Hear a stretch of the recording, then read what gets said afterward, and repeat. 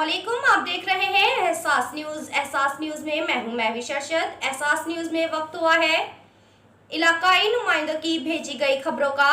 सबसे पहले देखते हैं नुमाइंदा एहसास न्यूज़ की ये रिपोर्ट।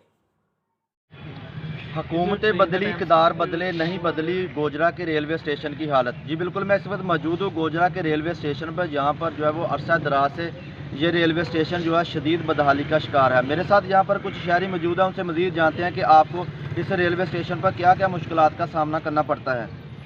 जी ये प्लेटफॉर्म सारा देखो जाके टुटा आया हुआ, सारा प्लेटफॉर्म ही टुटा, छत्तां सारियां गिरनियां, ना कोई इत्थे लैटरिन का इंतजाम आ, ना कोई शायद मुसाफिर इत्थे तरले मारने, पेशाब तो भी हवा जा रहा। इत्थे कोई इंतजामिया कुछ नहीं हैगा, ना कोई इत्थे कोई कर रहा, सारा गिरन दिया वा, उत्तों सारे छत्तां डिगनियां ने।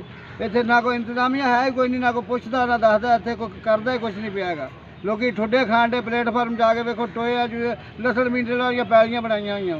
इतने किसी काम का कोई टेंशन नहीं रह गया है, कोई इंतजामिया कोई नहीं है। इतने करो इंतजाम आन के कोई करना।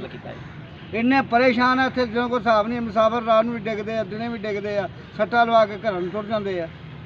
जी, जैसा कि नाज़रीन आपने जाना, मेरे साथ यहाँ पर कुछ शहरी मौजूद थे। उनका यही कहना है कि अरसा दराज से इस रेलवे स्टेशन की तरफ जो है वो हुकाम बाला ने तवज्जो नहीं दी और ये रेलवे स्टेशन अब भूत बंगले का मंजर पेश कर रहा है। ना ही किसी किस्म की सफाई का कोई इंतजाम है और ना ही कोई सिक्योरिटी का प्रॉपर इंतजाम किया गया है, जिसकी वजह से ये शदीद बदहाली की वजह से बिल्डिंग जो है किसी बड़े हादसे का सबब बन सकती है। जी।